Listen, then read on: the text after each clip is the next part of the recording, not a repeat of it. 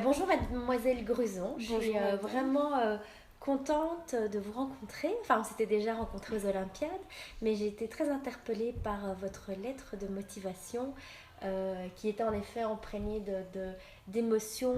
On sentait vraiment que vous aviez un réel intérêt pour venir effectuer votre stage chez Léo Designer d'émotions.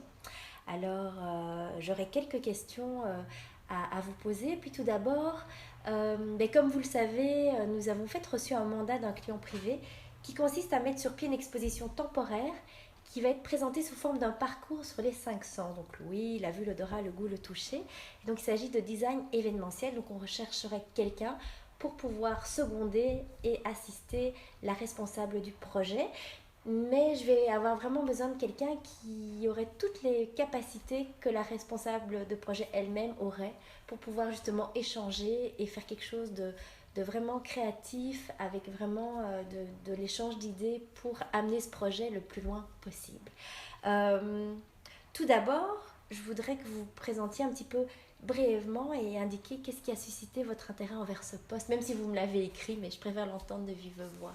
Oui, donc je m'appelle Zoé Gruson. Je suis actuellement étudiante à l'école HEC Mhm. Montréal pour le baccalauréat en administration des affaires. Oui. Et donc j'ai rencontré votre entreprise via le biais par le biais des Olympiades. Et ça m'a beaucoup impressionnée. C'était un nouveau concept. L'événementiel autour des émotions, c'est quand même quelque chose de nouveau. Et donc, ça m'a beaucoup intéressée. Et c'est pour ça que je reviens vers vous aujourd'hui pour vous demander Prendre en considération. de prendre en considération ma demande de stage. Parfait. Euh, En quoi est-ce que vos expériences antérieures peuvent-elles être pertinentes par rapport à ce projet? Je suis très créative en fait. J'ai exercé beaucoup de différents arts comme le cirque qui ça a énormément développé ma créativité. Et pour le design d'émotion, c'est quelque chose qui, à mon avis, est primordial puisque Mhm. il nécessite beaucoup de créativité et d'imagination pour créer des événements pareils.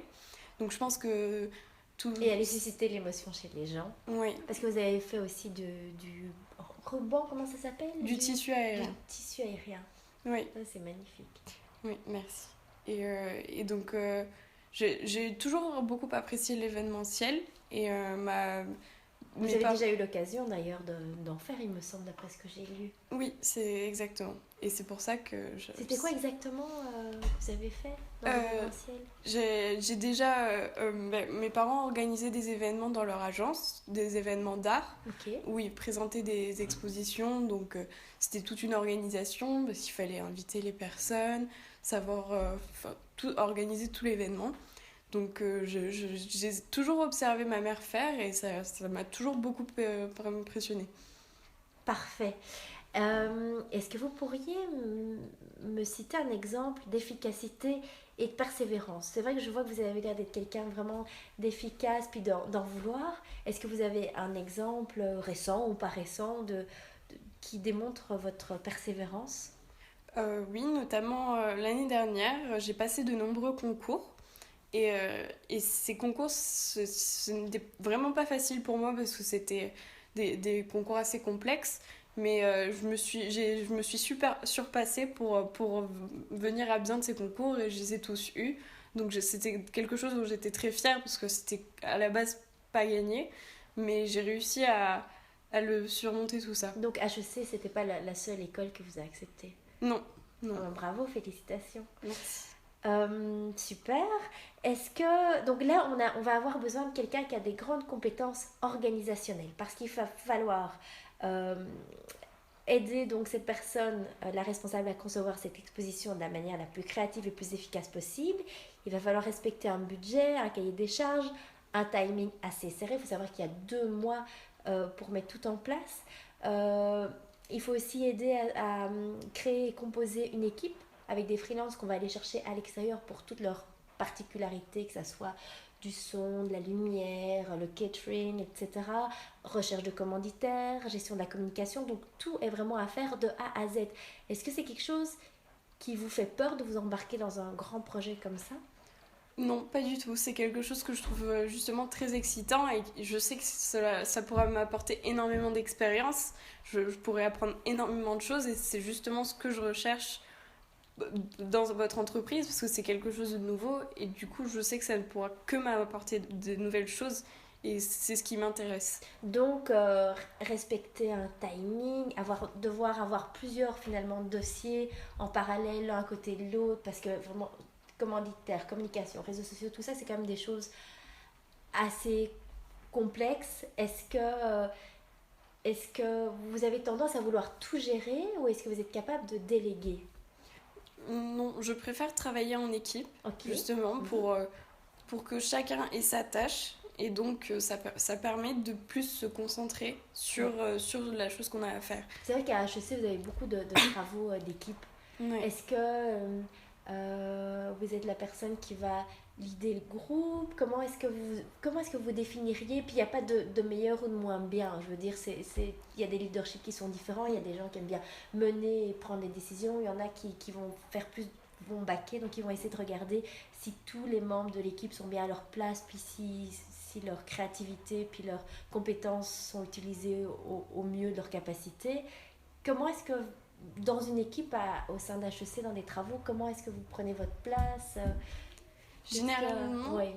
je suis plutôt la personne dynamique, c'est-à-dire que j'aime bien mener l'équipe un peu Ok. pour que je vais pas forcément tout diriger, mais j'aime bien apporter ce dynamisme pour que l'équipe rende les travaux en heure, pour que tout se passe bien aussi au sein de l'équipe. J'aime bien gérer. Ça, c'est quelque chose que j'apprécie. Donc, j'aime bien vérifier que tout le monde sache quoi faire, etc. Mais j'essaye aussi des fois de prendre du recul pour voir si on n'est pas dans le mauvais chemin, si on se trompe pas de sujet, si tout est raccord en fait. Ah, super. Excellente réponse. Je suis pas mal convaincue. Votre capacité d'écouter et de réagir, si à un moment donné, justement, vous parliez de est-ce qu'on est dans la bonne direction, etc. Donc, toujours pouvoir avoir cette espèce de feedback et l'intégrer.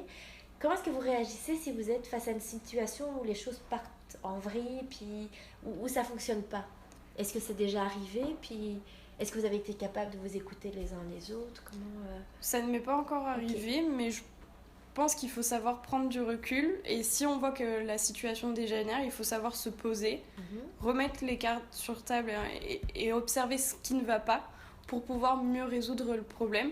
Et c'est pour ça que je pense qu'il faudrait vraiment d'abord observer le problème pour pouvoir mieux le résoudre après. Oui.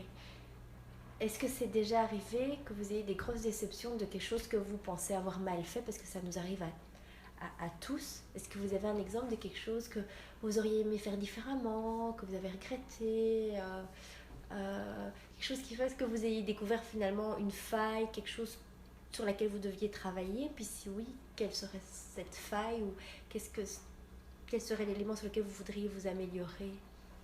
Bon, c'était un petit peu large comme question. Je reprends. Est-ce que vous avez des failles, des choses sur lesquelles vous voudriez travailler? Puis si oui, quelles sont-elles? Des défauts ou Ce serait sûrement, je pense, ma patience.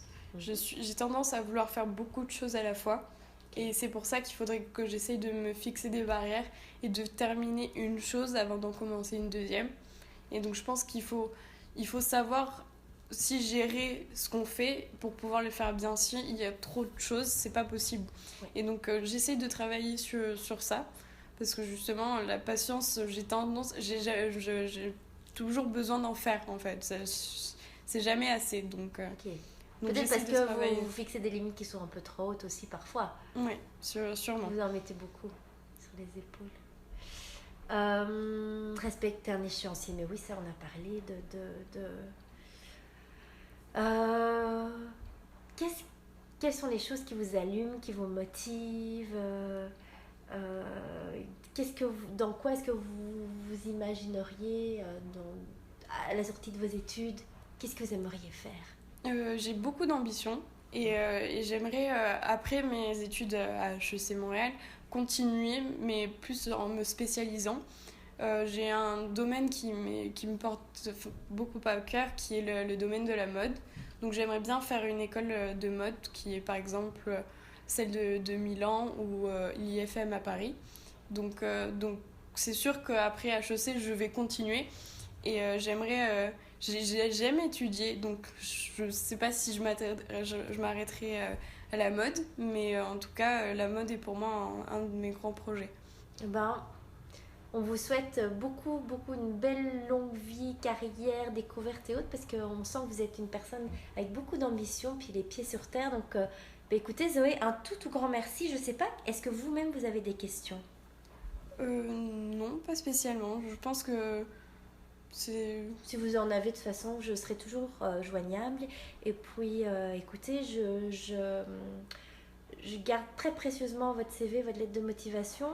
Et je pense que j'ai encore deux, trois candidates à rencontrer. Là, il y en a déjà une dizaine. Mais j'ai beaucoup aimé notre entrevue et je vous donnerai de toute façon des nouvelles la semaine prochaine. Donc, un tout grand merci. Merci Bonne beaucoup. journée.